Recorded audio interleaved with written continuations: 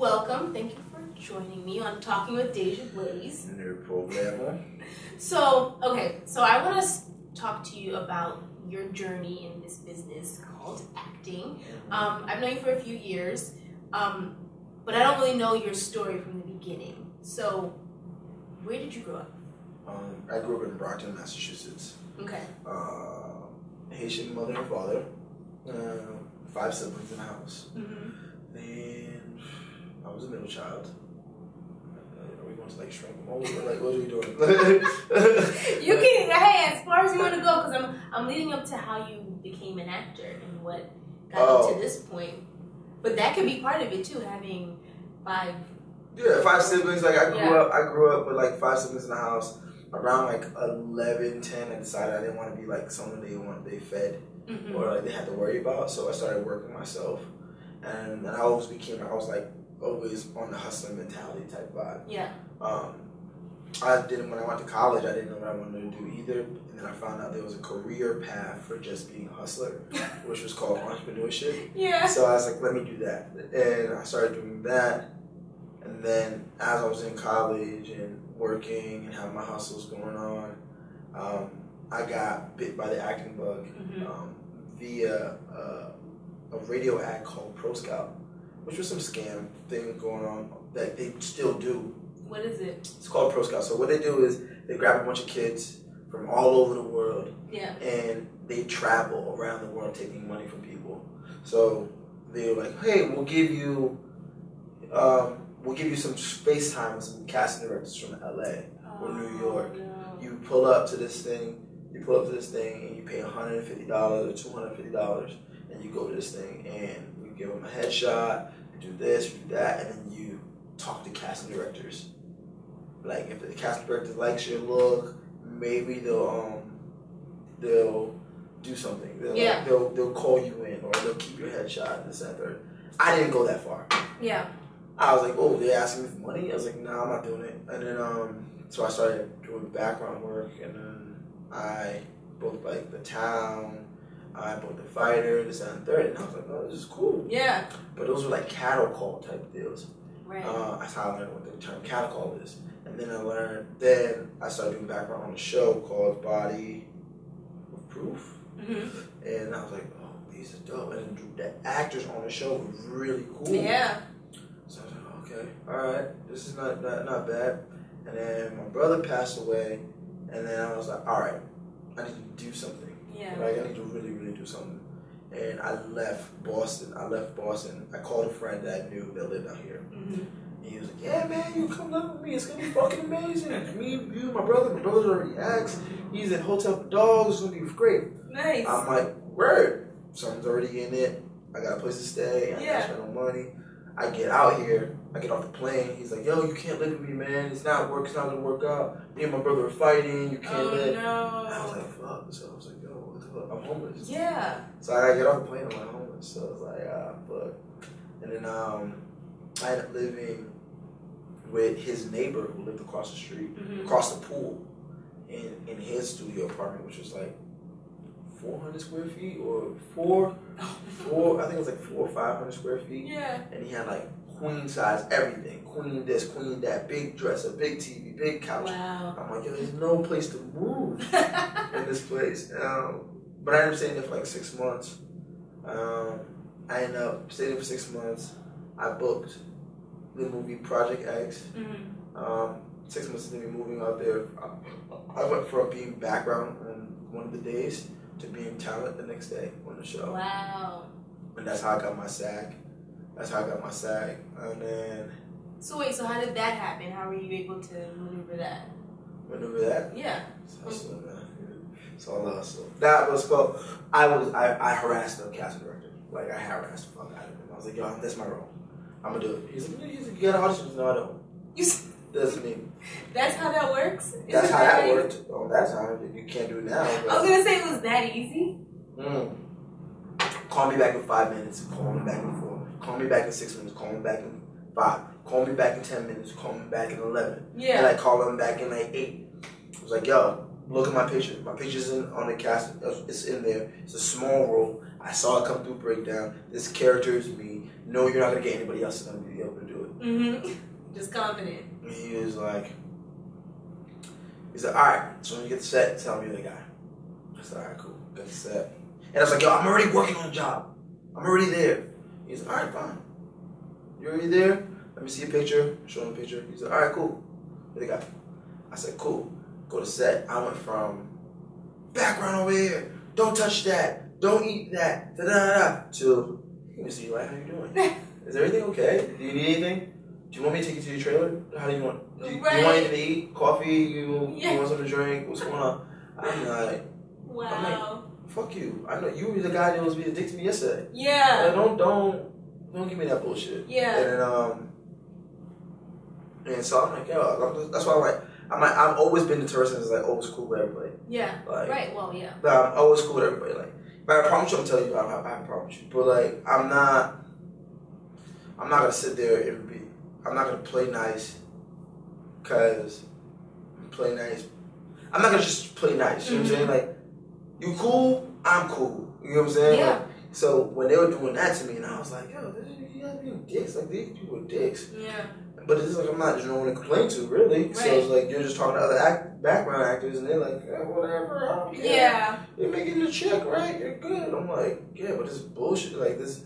But, and then the next day was just a quick level up. And then, like, everybody that was, like, background that day, the next day, they were looking at me like, I made it. I'm like, I didn't make shit. Like, I ain't even there yet. Like, right. I got, like, 4 lines. Yeah. You know what I'm saying? Like, but how are you even able to get in contact with the casting director to have because he had an open call, and I found his number online. And then I started calling him. You know what I'm saying? I started calling him. Like, I don't advise doing that. I was gonna say you weren't nervous that it might end up going No, I didn't care. I was like, what am I gonna lose? Right, just try. What am I gonna lose? What you gonna say no to me, and then it was a call? Because that's all they can do. Yeah. That's all anybody can do when you're auditioning like that. Just say no. Yeah. You know what I'm saying? Like, you could probably ask stuff for me, yo, how bad was I? You know what I'm saying? Like, but you don't really want to know how bad you did, but you want to know if there's something you can improve on. Yeah. And I still didn't know how to act at that point, honestly. Because I was moving off of instinct and like being able to like, okay, I think this is how you should do this. And I'm doing what I think it is versus really doing it. You know what I'm saying? Like being and living and doing it.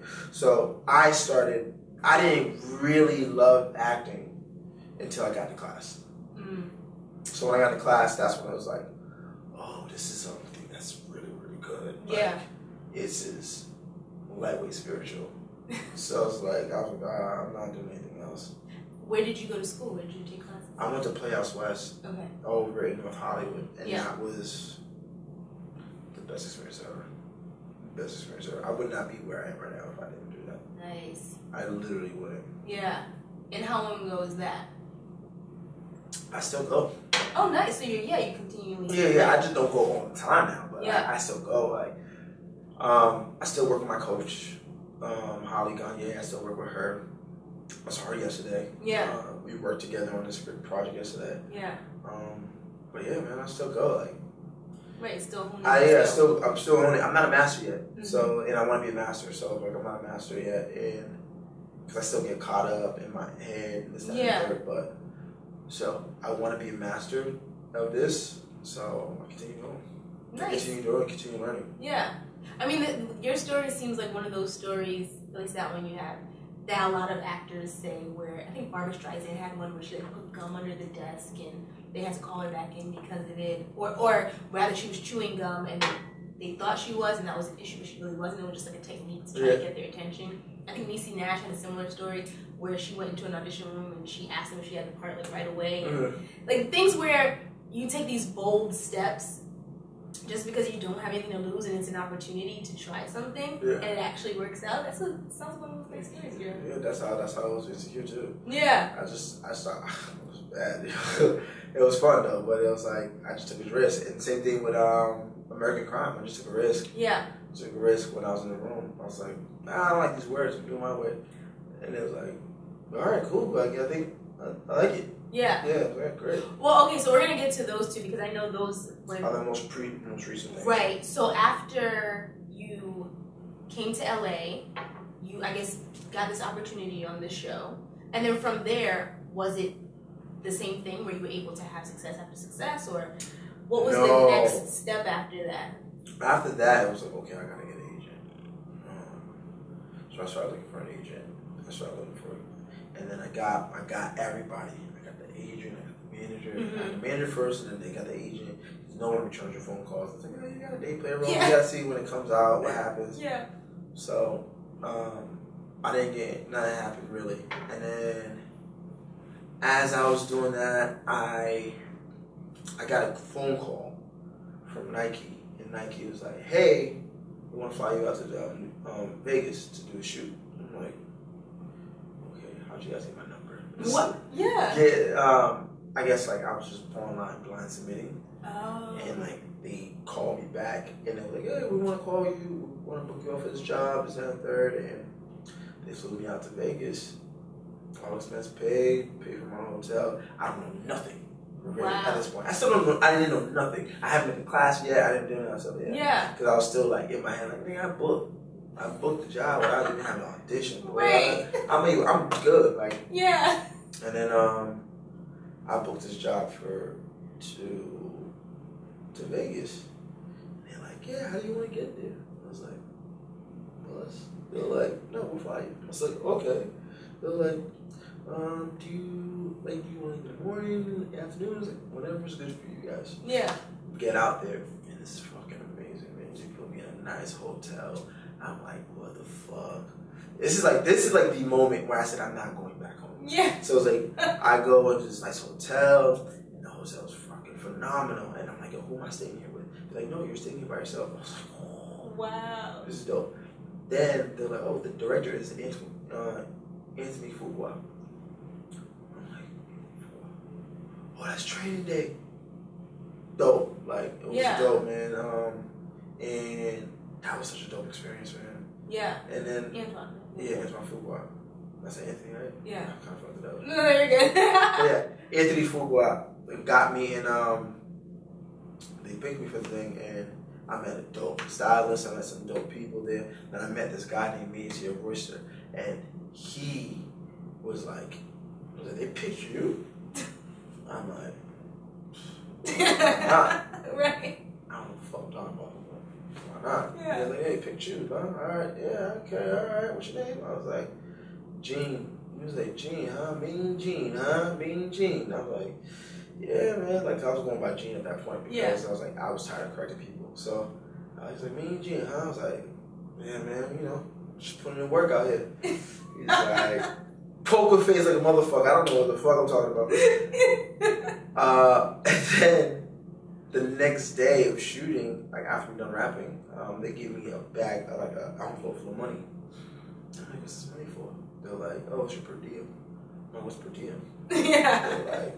They're like, "It's money for incidentals or something happens." I was like, "Is this coming out of my check?" I don't understand. He's like, "No, it's just extra money for the days you're here. If anything happens, if you need this money to get out of a situation or buy some stuff or take care of stuff, this is that money for that."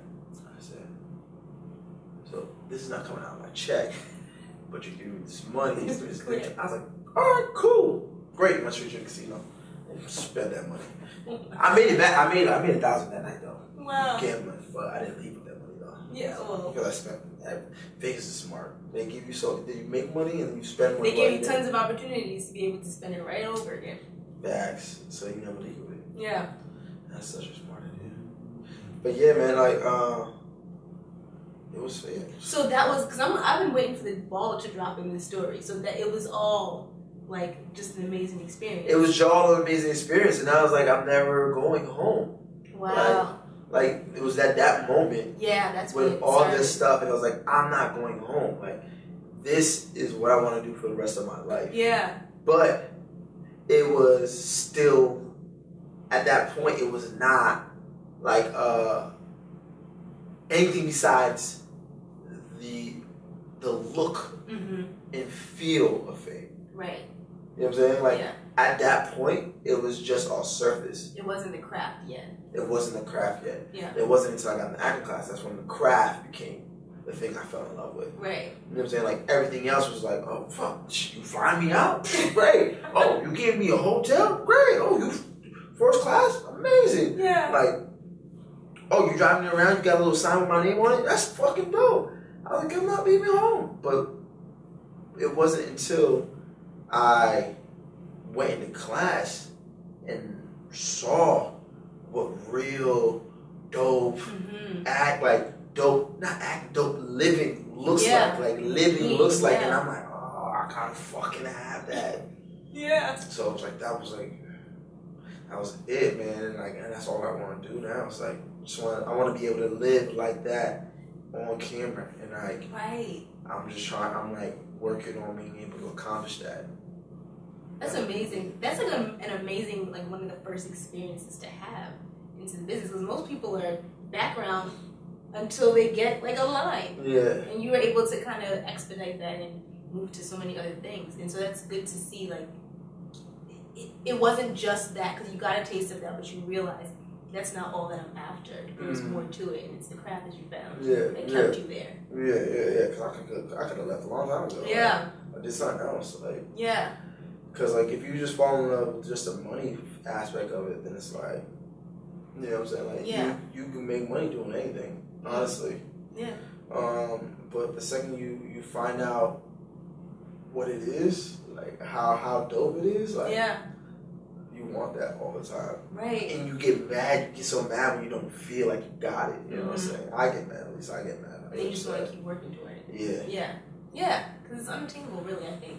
Especially in this craft, you're always working to improve. So that's how you started, and I'm guessing you were able to obtain other jobs in there, but did you have any challenges in the midst of this growth process? Yeah, man, you don't book. like you acting when you're starting off, you're not getting called all the time. You're not getting auditions all the time. You're not everybody's not calling you when you book one job. Like after you book one job, like people call you. That's not happening. Yeah. You don't have money, like necessarily. Like you're not getting paid top dollar. You know what I'm saying? When you're starting off, you just started. We just get along, and you're like happy, like oh, this is fucking great. But no, like you're not getting paid. Like and then you'll go months without work. Like months.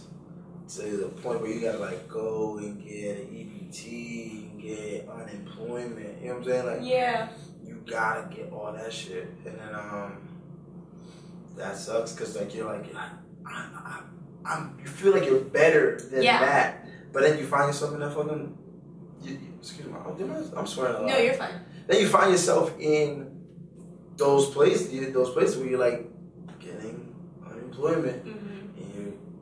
Yourself an EBT card, and you're like, man, this can't be live. Yeah, because you feel like you're an actor, but at the same time you're filing for unemployment. You're filing for unemployment, and then also people not respecting you when you say you're an actor. Oh, you're an actor? Okay. Right. Awesome. What have you done? Yeah. Right. Oh, what was the what would you say is the greatest thing you've done?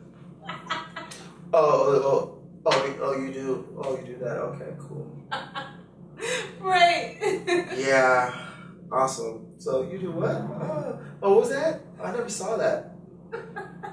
Oh, you never seen it? Okay. Right. So it kind of feels like your accomplishments aren't. Oh, yeah. Oh, you did what? Oh, that's cute. That's nice. What? Well, first of all, don't disrespect me. I do act. Like, this is what I do. I'm not out here telling people I act. I actually do what I say I do. Oh, that's nice. Okay. Yeah. Awesome. And then, like, I remember one time, like, one of my managers got me dropped from my agency. Oh, really? That was tough. It wasn't tough, but it was like, come on, really? Like, I got dropped from my agency, but... For what? Like, what was...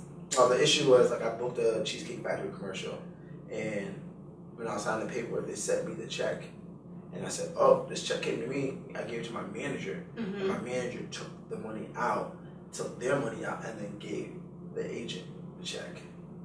And the agent was like, the check's supposed to come to us first. Yeah. Why did you get it first? Like, oh, gee, you should have gave it to us, and we just took our part and gave you yours. Yeah. And they're like, no, it's funny business. And they could drop me. But what was the problem with that, though? Because they still get their percentage. The transfer of the money should have came to them first before after it goes to them, and then it goes to the agent, and then the agent goes to you. You know what I'm saying? Yeah. It goes to the agent, manager, you. Yeah. You know what I'm saying? So that's how it's supposed to play out. Oh. So that was a reason to drop it? And it didn't play out. Hey, it was just starting off. They didn't want no funny business. Oh, I see. But they were cool, man. Like, yeah, they were really cool. I liked them. I wish I was... At point, there was like points where I wish I was still with them, but now I'm cool. Yeah, it's all a learning experience. Yeah, I'm cool now. Like, I'm good. Yeah. So then how were you able to obtain representation after that? I stopped caring. I didn't care for representation at that point, like, because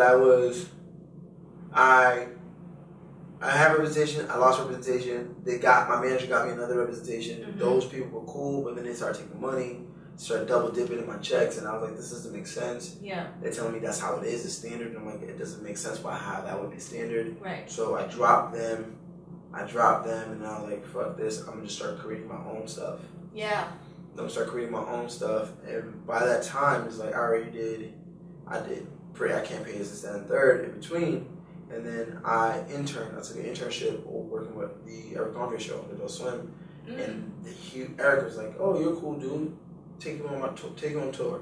So I went on tour for like 3 years after that. Wow. While I'm in school, while I'm taking acting classes, I'm on tour. And what were you doing on tour? I had like a small part on the show where I would play pranks on people to incorporate them in the show. Oh. And then I also was building the sets of the show. You know what I'm saying? Wow. So I built the set and I would play pranks on people. Yeah. For the show. So that's pretty cool for 3 years, you say? Yeah, for 3 years, yeah. Like 2 months at a time. Year. But it was amazing. It was probably the best experience I ever had. One of the best experiences I ever had. And I want to find a way to do that as an actor and be on the road. You know what I'm saying? Probably not really theater, but something in that vein. I want to do something where, like, I'm showcasing films. Like, showcasing films from different cities. Yeah. You know, and just going, putting the city on. Like, putting their arts on. Right. Know? Being able to do that, that'd be amazing to do. And so is that what inspired you to start creating your own work? Like, what were, like, going into these areas and seeing what people are doing? Because when the guy went on tour, I'm assuming that's when you were able to see how, I guess, these types of productions were put together. Yeah, I was able to see how these productions were put together by doing that. Yeah. That was amazing. That's not what made me want to do it, though. What made me want to create my own content is that I was not trying to wait for someone to say, it's your turn. You know what I'm saying? Like, you go to audition after audition after audition after audition, and you're like, no callback, no producer session, no this, no that, no this. So you do that for like forever. Right, that's what it feels like. It's a forever thing. It's like you're constantly auditioning and no one's calling you back. So you're like, am I bad? Yeah. And you go to class and you're affirmed that you're actually good in class. Like, you can see that you're better than, I want to say better, but like, you can see that you're more developed than your classmates, some of your classmates, you know what I'm saying? Yeah. So it's like, I know my class is good. Yeah. And I know that everybody in my class is good because we all push each other. Yeah. You know, and you can see the differences between one class to another class. It's like you put the kids in my class in another class, we crush that other class. You know what I'm saying? Like, so it's like, so we perform. Then I'm like, oh, maybe I just don't know how to play with other people that doesn't learn how we learned. Then I was like, nah, that's not it. Like, you gotta be. I'm like, let me just stop caring about that. They're like, stop caring.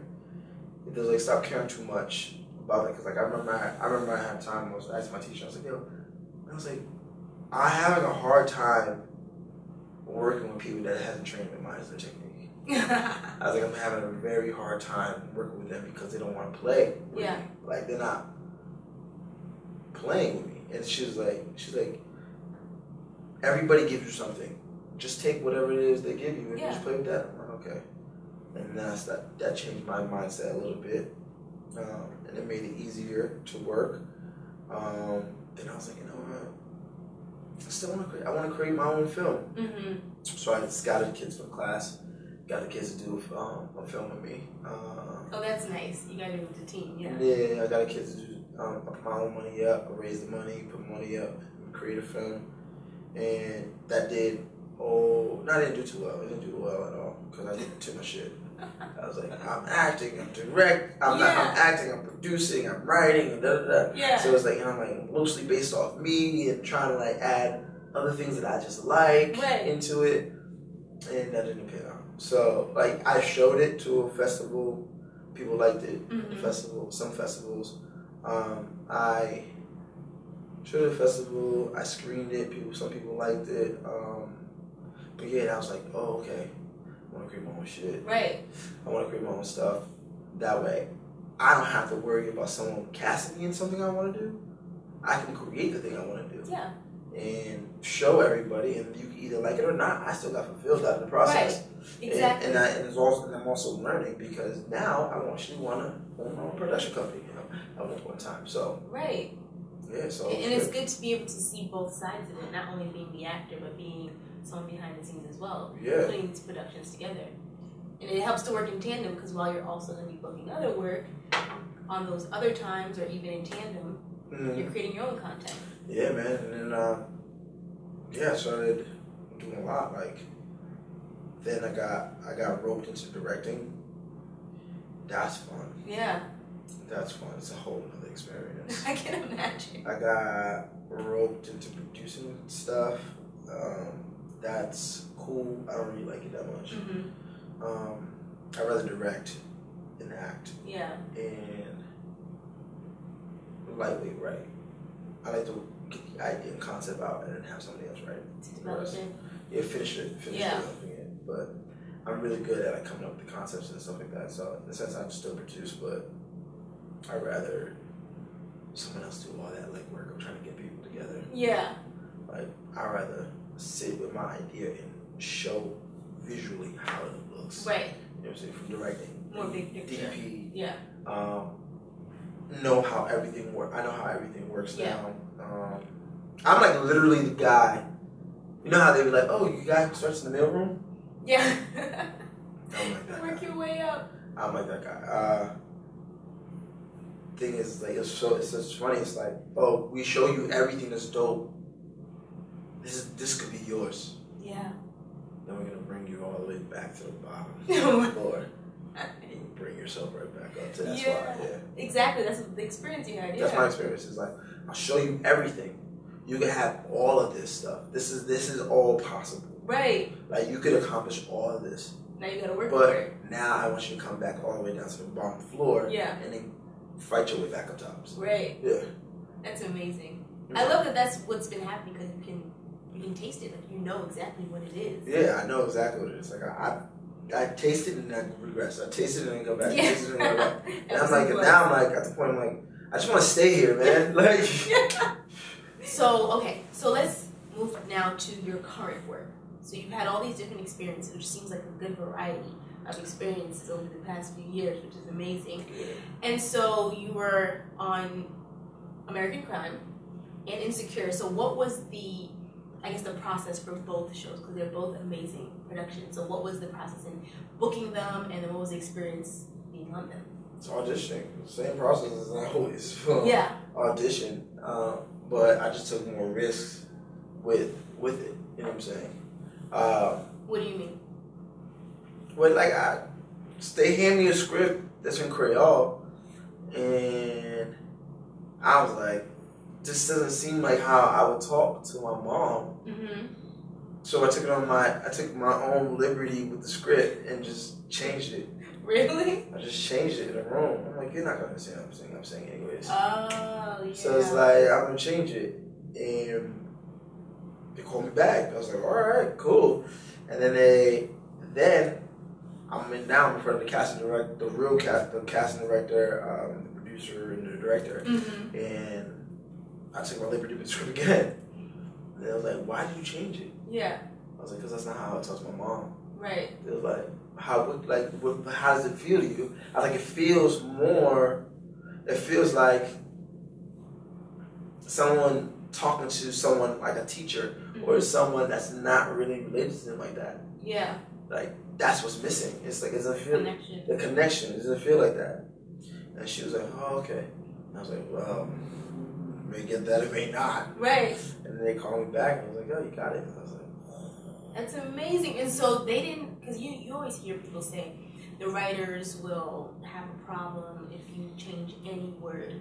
But in this case, I'm assuming that because of even if they didn't understand what you were saying, whatever the emotional connection that was being conveyed in the scene, they understood that. And that's what propelled them to make sure that it was understood. Like, the freaking director was amazing. Like, we're speaking Creole the whole time, and she's like, "Okay, this is the point I want you to do this. This is the point I want you to do." And she knew where everything was. Yeah. Like, she was able to read the situation, even if she doesn't speak the language. Right, which is what she important. She was an Asian woman. Like, she was able to read the situation and pick out points and beats in the setups. Nice. All through that. I'm like, "Oh, she's freaking amazing." Yeah. Like, this is someone that really pays attention. Right. So I was like, but also your performances. Like, the performances they had to convey the message so clearly that even though she couldn't understand what you were saying, she knew what was happening. Yeah, and I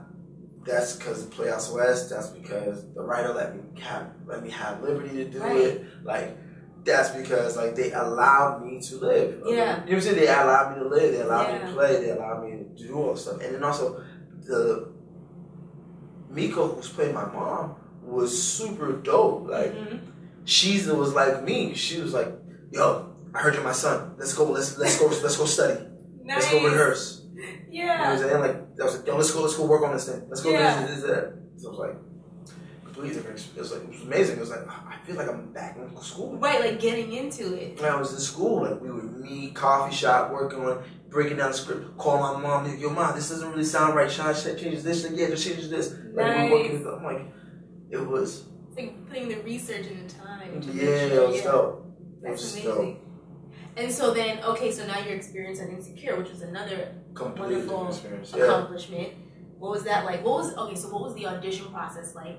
Getting the audition, and then same thing. Same process. It was like, I go on once, did it. I could have sworn I didn't get it though. Yeah. I was like, "Oh, the guy in front of me got it," because they like him. Yeah. They keep calling, telling, because I heard it in the room. I was in the waiting room, and all you could hear was, "Do it again, do it again, yeah, do it again." They kept giving him opportunities. I was like, they must really fucking like this guy. They're not gonna give me it. Yeah. And also, like, this part, I don't know if I can still talk about it, but what's it called? But there was parts where it's like, I didn't even want to do this role. I was like, I don't want to go in.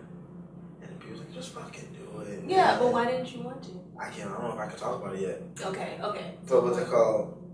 But people should know. But like, but yeah, I was like, all right, cool. And I went in with an "I don't care" attitude. With this one, I was like, I don't care. Those words in the script I put in extra because I was like, "No, I'm gonna say it this way."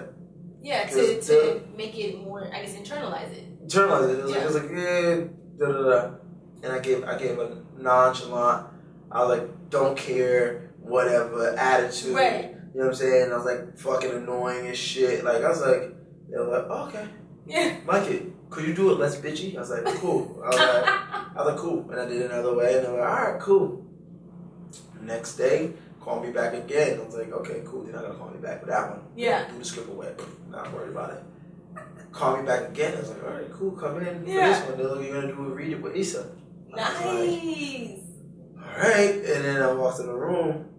First, they had me read with Vicky, and I did the way I did in the audition room. It was like, everybody started laughing in the room. Yeah. I was like, okay.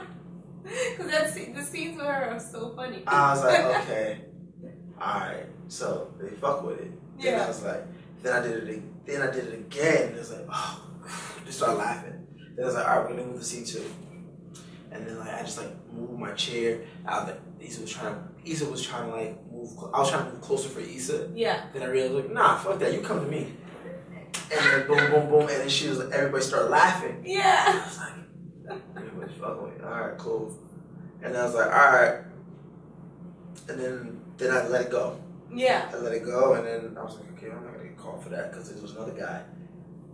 When I used to PA, I did one of his shows, and he was the lead on the show. Oh. And I was like, oh, they're probably gonna choose him. Right. They're probably gonna choose that guy because he's already working. Yeah. He has credit, like good credits. Yeah. And he's already on the show. I'm like, they're gonna choose him. Forget about it. I get a phone call like a week or two later, and then my manager calls me like, yo, you're setting a deal number. You got the right. I was like, I did what? They're like, yeah, you got the right. I was like, yeah, I completely forgot about this. And he was like, yo, you got it, man. I was like, all right, I guess we doing this, man. And they're like, let's do it. My cousin was with me. He was like, yo, that's fucking dope. That's man. So exciting. You HBO, and I'm like, yeah, it's crazy, yo. Well, that means I got a lot more work to do now. Yeah. I was like, the work starts now. Like, right. Like this is not. I can't really celebrate. Oh, right, because yeah, like you can't. The job hasn't started yet. Yeah, the job hasn't started. The paperwork's not signed yet. But like, yeah, man, like you about to like start working for it real. Like, the work's really gonna start coming in, and like, it's gonna literally change how everybody perceives anything I do. Oh, really? Everything I do, because you got to change the perception, the thought process, the ideas, everything I put forward. Is it because of the type of role, or is it because of the fact that you're on this show in particular? I don't know. I don't know, and it's weird because I feel like people know something I don't know, and I don't. And like it's like people like everything's different now. Like everything's different. Like, oh, I had this idea. Oh, that's great. It's kind of like let's figure it out. Yeah, your PA experience. Yeah. It's like, oh, it's great. Well, let's figure it out. Let's figure out how we can make this happen. Wow. And I'm like, is it me? Yeah. I'm like, did I do a good job? Or is everybody just blowing smoke up my ass right now? You know what I'm saying? Like, I don't know. Right. And also, like, coming from where I grew up, you're not used to people saying you did a good job. It's like, oh, you did what you're supposed to do. Keep pushing. Right. You know what I'm saying? Like, yep, the West Indian household. Yeah, it's like, I'm not used to someone saying, oh, you did really good. Yeah. And I'm like, did I? I'm always like, did I do that? Right. But growing up in my household, it's like, it's not like white kids. Like, you did good, Johnny. You did good, Tim. Like, that's good work, good artwork. Encouraged. No one, you don't get that. It's like, okay, you did what you're supposed to do. Keep pushing. You know what I'm saying? Like, the expectations are really high. Yeah. Yeah. So now it's like, oh, I got an idea. And like, cool, let's do it. Let's figure out how to get it done. And they'll read it and they're like, oh, this is a good idea. Wow. It's just, you thought it out. I'm like, yeah, I thought this out for years, but like, I have like a fucking catalog of ideas. Right. So like, you know, now like people are trying to help the process and get it done, and I got to learn how to learn that process. Yeah. Of like playing with so much more people. Because now it's another level of opportunity. Yeah, it's a whole nother level of opportunity, and it's such a blessing. And I don't think it would be the way it is if it wasn't like I wouldn't work on that show. I'm like working with people that are fucking brilliant. Right. And it's like 2 jobs back to back this year have been on popular shows. You know what I'm saying? So it's like, oh, this kid actually knows how to pick shit. You know what I'm saying? Yeah. You know what I'm saying? So, and then that puts another pressure on me. It's like, okay, I don't want to do no bullshit now. Right. Right. You have to be able to continue to build from here. Yeah, I want to build something, and I want the next thing to be big or dope, and either I create it or I'm a part of somebody else's project when we create something amazing. Yeah. You know, and I like the collaborative feel to it. Yeah. So, yeah. Well, you've been doing such great work. So we're gonna wrap this up. But what do you see yourself doing, or where do you see yourself in the next 5 years? You've had so much success in these past 5 years, and this year alone has been. Such a cliche question. No, it is. But I do in the 5 years. But I don't know. But I'm interested. Well, I know some people might say, well, you know, I live day to day. I'm not really planning ahead. But I know a lot of times, as an actor, or at least sometimes, you have to create like structure for yourself because the business it can go any way at any point. It's not like going to school for, say, accounting, where you know in 4 or 5 years. You don't know. Sometimes. I mean, for me in particular, I knew exactly what I would be doing in 5 years. Like, I knew exactly how much I'd be getting paid and where I'd be working, where I'd be sitting, who I'd be working with. It's so boring, isn't it? It's but you know what? Sometimes people like the reliability or the consistency of it. And so having that structure. So I'm not saying, because that's completely not what the acting world is like, because we don't have that sense of knowing what's next. But I always think of it as being able to build, right? So say you want a project done, a project completed. We don't know exactly how we're going to get there, but we know in like the next year we want to have it done.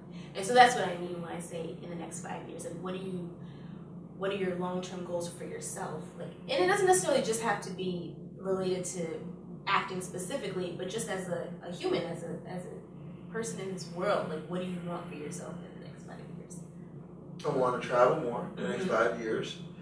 Within these 5 years, I want to travel more. I want to be able to say I touched every part. I also want a production company. Yeah, there you go. I want a overall deal with some type of production house. Yeah. And I want to create a show that is received that's received by many people. Like I want one of those. I want to create a show, be in the developing creative a show that touches and reaches that much people. Or create a film that touches and reaches that many people. That so many people respond and see themselves and see a part of themselves. And I want to create something like that. Yeah. Like what that project's gonna be, I don't know, but I want a project that people are gonna watch and be like, yeah, that's dope. Yeah, like right now you can watch Good Will Hunting right now. Yes. Still be like, oh, this thing is amazing. Yes. You know what I'm saying? Like that kind I wanna be able to create something like that people are like, oh, okay.